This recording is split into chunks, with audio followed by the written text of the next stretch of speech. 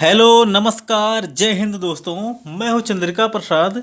इस वीडियो में हम सॉल्व करेंगे दोस्तों यूपी टीजीटी सोशल साइंस 2011 के नागरिक शास्त्र वाले खंड के सवालों को। सोशल साइंस का प्रश्न पत्र दोस्तों दो भाग में बटा होता है। इसके पहले भाग में सामाजिक विज्ञान के चारों सब्जेक्ट के एक एक क्वेश्चन नंबर 1 के अंतर्गत दिए होते हैं, जिसमें से कोई एक क्वेश्चन करना होता है। उसके बाद शुरू होता है प्रश्न पत्र का दूसरा भाग। प्रश्न पत्र के दूसरे भाग में सामाजिक विज्ञान के चारों सब्जेक्ट के एक एक खंड, कुल 4 खंड दिए होते हैं, जिसमें से कोई 2 खंड करना होता है और एक क्वेश्चन नंबर 2 से शुरू होता है। चलिए शुरू करते हैं और सॉल्व करते हैं इसके सवालों को। इसमें पहला क्वेश्चन है दोस्तों कि भारत में निर्वाचन आयोग का गठन संविधान के किस अनुच्छेद के अनुसार किया गया है। तो इसका सही उत्तर है दोस्तों ऑप्शन नंबर चौथा, अनुच्छेद 324। अनुच्छेद 324 के अनुसार भारत में निर्वाचन आयोग का गठन किया गया है। आप इसको याद रखेंगे। बढ़ते हैं आगे। अगला क्वेश्चन है दोस्तों कि सीमित संप्रभुता के सिद्धांत का जनक निम्न में से कौन था। तो सीमित संप्रभुता का जनक था दोस्तों लॉक। ऑप्शन नंबर पहला इसका सही है। जॉन लॉक ने सीमित संप्रभुता का सिद्धांत दिया है। फिर अगला क्वेश्चन है दोस्तों कि नैतिकता तथा व्यवस्थापन के सिद्धांत का परिचय नामक पुस्तक का लेखक कौन है।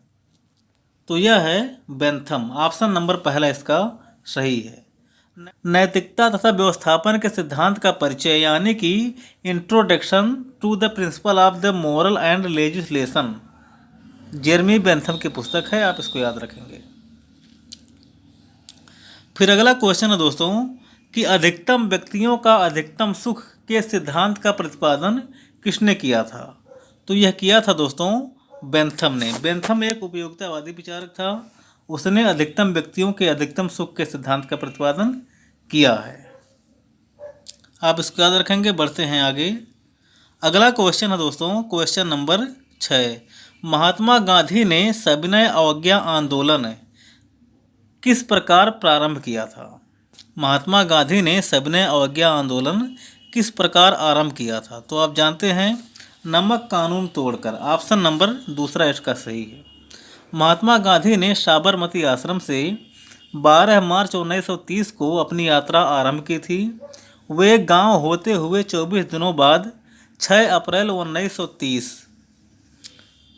1930 को गुजरात के नवसारी जिले में दंडी गांव के समुद्र तट पर अवैध रूप से नमक बनाकर नमक कानून का उल्लंघन किया था और इसके बाद जो है सविनय अवज्ञा आंदोलन शुरू हुआ था। आप इसको याद रखेंगे। बढ़ते हैं आगे। अगला क्वेश्चन है दोस्तों कि अतिरिक्त मूल्य का सिद्धांत किसने प्रतिपादित किया था। तो अतिरिक्त मूल्य का सिद्धांत प्रतिपादित किया था कार्ल मार्क्स ने। ऑप्शन नंबर पहला इसका सही है। कार्ल मार्क्स ने अतिरिक्त मूल्य का सिद्धांत अपनी पुस्तक दास कैपिटल में किया है। इनकी पुस्तक आप याद रखेंगे, इंपॉर्टेंट पुस्तक है। इसको भी पूछा जा सकता है। बढ़ते हैं आगे। अगला क्वेश्चन है दोस्तों कि राज्य के अंतर्गत राजा यदि चोरी का पता लगवाने में असमर्थ रहता है तो उसके लिए वह पाप के समान है। यह कथन किसका है। तो यह कथन है मनु का। ऑप्शन नंबर तीसरा इसका सी वाला सही है। मनु ने मनुस्मृति में यह बात लिखी है कि राज्य के अंतर्गत राजा यदि चोरी का पता लगवाने में असमर्थ रहता है तो उसके लिए वह पाप के समान होता है। आप इसको याद रखेंगे। फिर अगला क्वेश्चन है दोस्तों कि प्राण रक्षण के सिद्धांत का प्रतिपादक कौन था। तो प्राण रक्षक सिद्धांत का प्रतिपादक किया था कौटिल्य ने।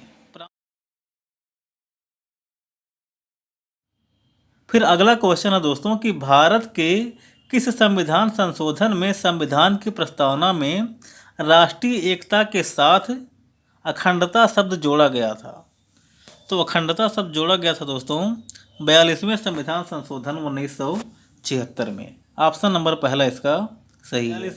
42वें संविधान संशोधन 1976 द्वारा संविधान की प्रस्तावना में समाजवादी, पंथ निरपेक्ष तथा राष्ट्रीय एकता एवं अखंडता शब्द जोड़ा गया था। आप इसको याद रखेंगे।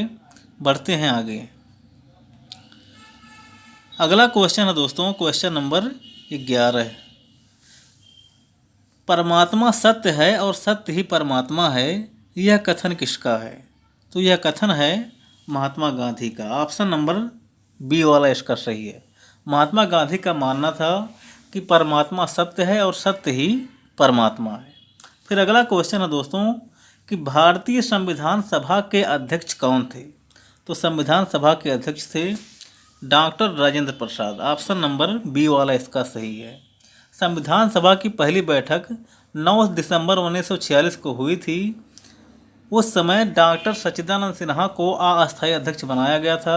उसके बाद 11 दिसंबर 1946 को 2 दिन बाद ही डॉक्टर राजेंद्र प्रसाद को संविधान सभा का अस्थायी अध्यक्ष बनाया गया था। फिर अगला क्वेश्चन है दोस्तों कि भारतीय संविधान की प्रस्तावना में समाजवाद तथा धर्मनिरपेक्ष यानी कि पंथ निरपेक्ष शब्द कब जोड़ा गया था? तो यह जोड़ा गया था 42वें संविधान संशोधन 1976 द्वारा। ऑप्शन नंबर पहला इसका सही है। फिर अगला क्वेश्चन है दोस्तों कि संविधान में न्यायिक पुनरावलोकन का सिद्धांत कहाँ से ग्रहण किया गया है? तो यह ग्रहण किया गया है दोस्तों यूएसए यानी कि संयुक्त राष्ट्र अमेरिका के संविधान से। ऑप्शन नंबर बी वाला इसका सही है। फिर अगला क्वेश्चन है दोस्तों, क्वेश्चन नंबर 15 है। संविधान राज्य के कार्य तथा नागरिकों के अधिकार को निश्चित करता है, यह किसका कथन है? तो यह कथन है दोस्तों गैटिल का। ऑप्शन नंबर सी वाला इसका सही है। फिर अगला क्वेश्चन है कि लिखित तथा अलिखित संविधानों में भेद मात्रा का है, गुण का नहीं। लिखित तथा अलिखित संविधानों में जो भेद है वह मात्रा का है, गुण का नहीं है। यह कथन किस विचारक का है? तो यह कथन है गार्नर का। आप इसको याद रखेंगे, महत्वपूर्ण कथन है।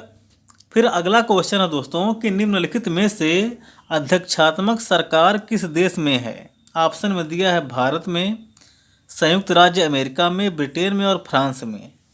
तो इसका सही उत्तर है ऑप्शन नंबर बी, संयुक्त राज्य अमेरिका में। संयुक्त राज्य अमेरिका में अध्यक्षात्मक सरकार है।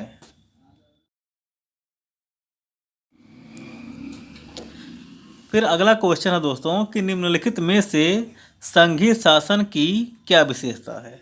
तो संघीय शासन की विशेषता है दोस्तों केंद्र तथा इकाइयों के बीच शक्तियों का विभाजन। ऑप्शन नंबर डी, केंद्र तथा इकाइयों के बीच शक्तियों का विभाजन संघीय शासन की विशेषता है। आप इसको याद रखेंगे। फिर अगला क्वेश्चन है दोस्तों कि भारत में कौन सी शासन प्रणाली है? ऑप्शन में दिया है संघात्मक, एकात्मक, संघात्मक होते हुए भी एकात्मक और उपरोक्त में से कोई नहीं।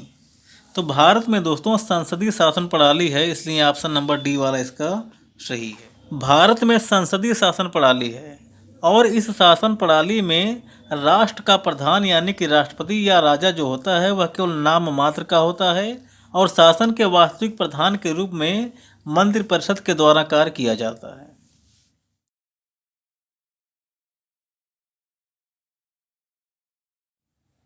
फिर अगला क्वेश्चन है कि यूनेस्को ने राजनीति विज्ञान का क्षेत्र कब निर्धारित किया था? तो यूनेस्को ने राजनीति विज्ञान का क्षेत्र निर्धारित किया था 1948 में। ऑप्शन नंबर पहला इसका सही है, आप इसको याद रखेंगे। फिर अगला क्वेश्चन है दोस्तों कि राज्य का सबसे महत्वपूर्ण तत्व कौन सा है? ऑप्शन में दिया है सरकार, भूमि, जनसंख्या और संप्रभुता। तो इसका सही उत्तर है संप्रभुता। ऑप्शन नंबर डी वाला इसका सही है। राज्य का सबसे महत्वपूर्ण तत्व है संप्रभुता। संप्रभुता को राज्य का प्राण कहा जा सकता है। गैटल के शब्दों में संप्रभुता ही राज्य का वह लक्षण है जो उसे अन्य समुदायों से अलग करता है। आप इसको याद रखेंगे। फिर अगला क्वेश्चन है दोस्तों, क्वेश्चन नंबर 22। निम्नलिखित में से कौन सा विद्वान निश्चित भूभाग को राज्य का अनिवार्य तत्व नहीं मानता है? तो हल और सीले ने दोस्तों निश्चित भूभाग को राज्य का अनिवार्य तत्व नहीं माना है। ऑप्शन नंबर डी वाला इसमें सही है, सीले। सीले और हल ने निश्चित भूभाग को राज्य का आवश्यक तत्व नहीं माना है। आप इसको याद रखेंगे।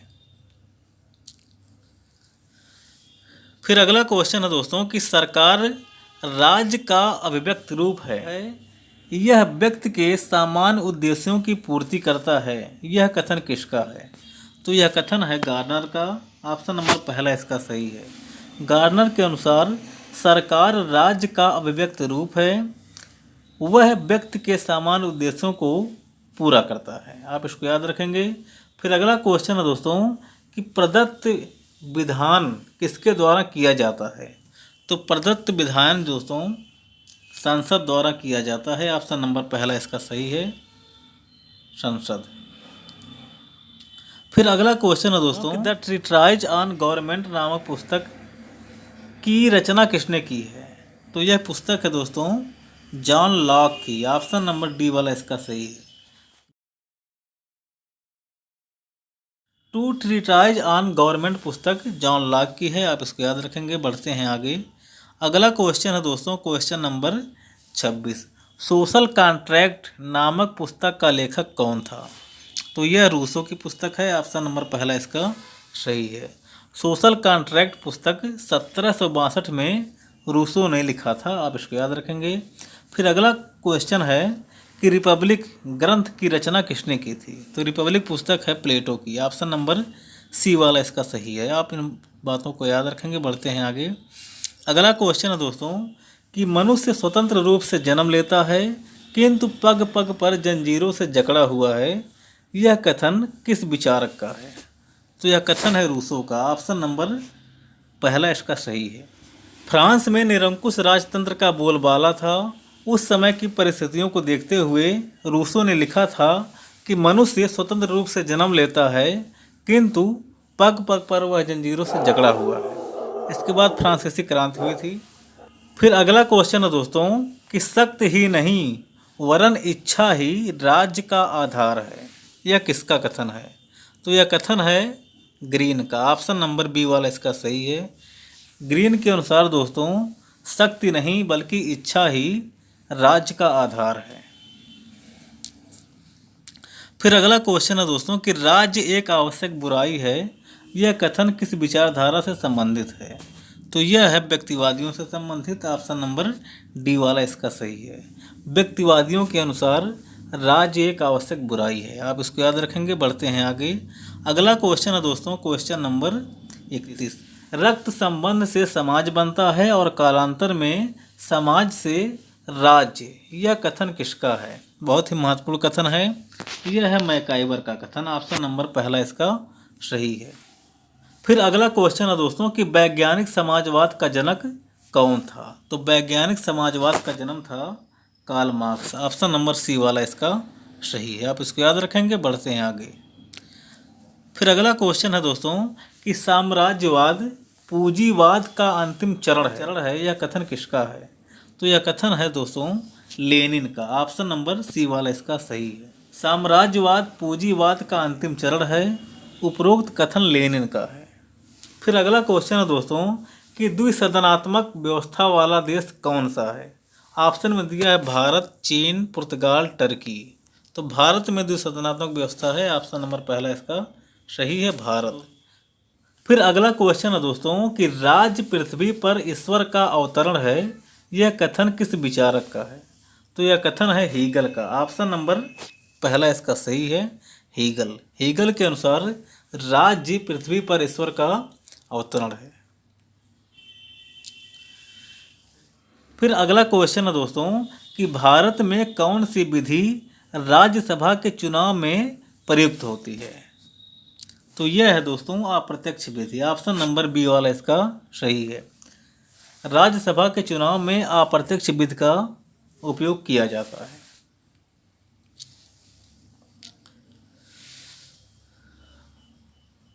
फिर अगला क्वेश्चन है दोस्तों कि सप्तांग सिद्धांत का प्रतिपादक कौन है? तो सप्तांग सिद्धांत का प्रतिपादक है दोस्तों कौटिल्य। ऑप्शन नंबर सी वाला इसका सही है। फिर अगला क्वेश्चन है दोस्तों कि संप्रभुता नागरिकों तथा प्रजाजनों के ऊपर सर्वोच्च शक्ति है जिस पर कानून का कोई नियंत्रण ना हो, यह कथन किस विचारक का है? तो यह है जीन बोधा का कथन। ऑप्शन नंबर सी वाला इसका सही है, जीन बोधा। जीन बोधा के अनुसार संप्रभुता नागरिकों तथा प्रजाजनों के ऊपर वह शक्ति है जिस पर कानून का कोई बंधन नहीं है। आप इसको याद रखेंगे। बढ़ते हैं आगे। अगला क्वेश्चन है दोस्तों कि विधि शास्त्र पर व्याख्यान नामक पुस्तक का लेखक कौन है? तो यह है दोस्तों जॉन ऑस्टिन। ऑप्शन नंबर पहला इसका सही है। विधि शास्त्र पर व्याख्यान यानी कि लेक्चर्स ऑन जूरिस्प्रूडेंस पुस्तक जॉन ऑस्टिन की है। आप इसको याद रखेंगे। फिर अगला क्वेश्चन है दोस्तों कि ए ग्रामर ऑफ पॉलिटिक्स नामक ग्रंथ का लेखक कौन है? ये ग्रामर ऑफ पॉलिटिक्स पुस्तक के लेखक हैं जॉन लॉस्की। ऑप्शन नंबर पहला इसका सही है। फिर अगला क्वेश्चन है दोस्तों कि कानून संप्रभु की आज्ञा है, यह कथन किसका है? तो यह कथन है जॉन ऑस्टिन का। बहुत ही महत्वपूर्ण कथन है, आप इसको याद रखेंगे। जॉन ऑस्टिन के अनुसार कानून संप्रभु का आदेश है या आज्ञा है। फिर अगला क्वेश्चन है दोस्तों कि स्वतंत्रता अतिशासन का विलोम है। स्वतंत्रता की यह परिभाषा किस विचारक की है? तो बहुत ही महत्वपूर्ण कथन है, आप इसको याद रखेंगे।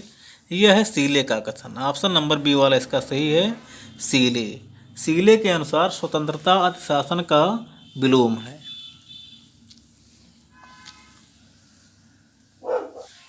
फिर अगला क्वेश्चन है दोस्तों स्वतंत्रता की समस्या का एकमात्र हल है कि वह समानता में निहित है, यह कथन किसका है? तो यह है दोस्तों पोलार्ड का कथन। ऑप्शन नंबर सी वाला इसका सही है। बहुत ही महत्वपूर्ण कथन है, आप इसको याद रखेंगे। स्वतंत्रता की समस्या का एकमात्र हल है कि वह समानता में निहित है, पोलार्ड। फिर अगला क्वेश्चन है दोस्तों कि नागरिकता प्राप्त करने के लिए निम्नलिखित में से कौन सा साधन है? तो ऑप्शन नंबर पहला है जन्म के आधार पर, यही इसका सही उत्तर है। नागरिकता प्राप्त करने का आधार जन्म के आधार पर।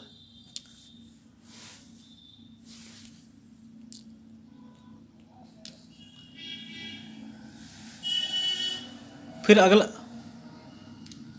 अगला क्वेश्चन है दोस्तों कि भारतीय संसद में नागरिकता अधिनियम कब पारित किया गया था?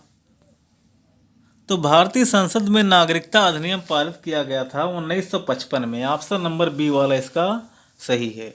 इसी के आधार पर नागरिकता प्रदान किया जाता है।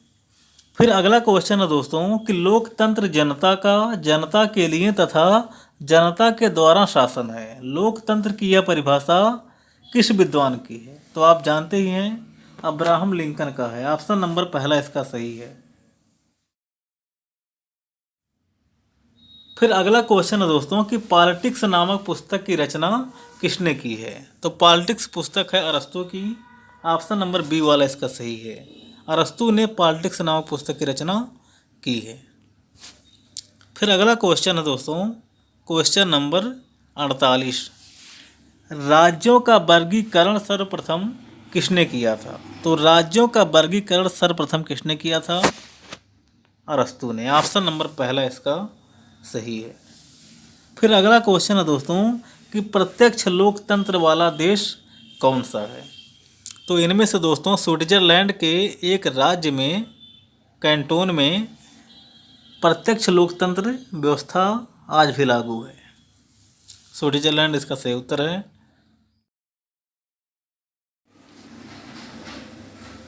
फिर अगला क्वेश्चन है दोस्तों कि जर्मनी में हिटलर ने किस प्रकार के शासन की स्थापना की थी? तो आप जानते ही हैं, तानाशाही। हिटलर को तानाशाही के रूप में जाना जाता है। इसने तानाशाही शासन व्यवस्था की स्थापना जर्मनी में की थी। फिर अगला क्वेश्चन है दोस्तों कि राज्य साधन है साध्य नहीं, यह किस सिद्धांत से संबंधित है? तो यह संबंधित है उदारवाद से। उदारवाद के अनुसार दोस्तों राज्य एक साधन है, साध्य व्यक्ति है। फिर अगला क्वेश्चन है दोस्तों कि यह निश्चित है कि सरकार की उत्पत्ति बल प्रयोग के परिणाम स्वरूप तथा बल प्रयोग द्वारा होती है, यह कथन किसका है? तो यह कथन है कार्ल मार्क्स का। ऑप्शन नंबर पहला इसका सही है।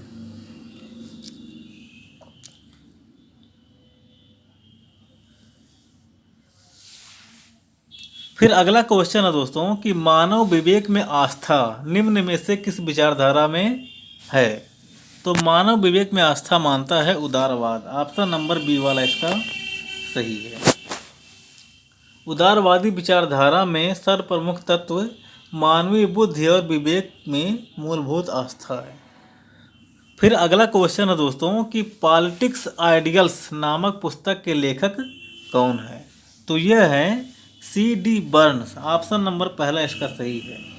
पॉलिटिक्स आइडियल्स पुस्तक है C.D. बर्न्स की।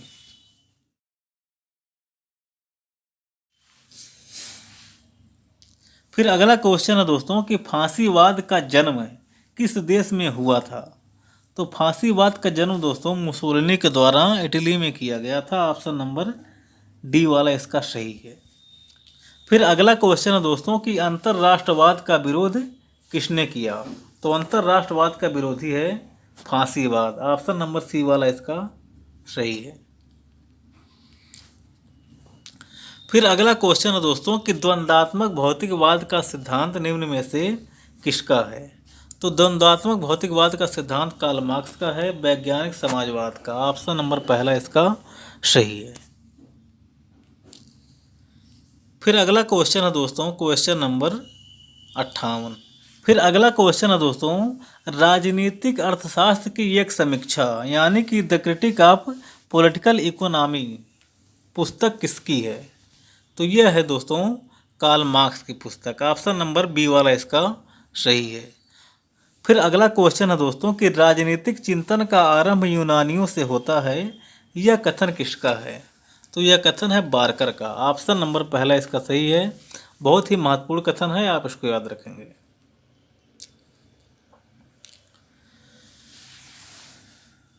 फिर अगला क्वेश्चन है दोस्तों कि प्लेटो के आदर्श राज्य की विशेषता निम्नलिखित में से कौन नहीं है? इसमें दिया है दार्शनिक शासन।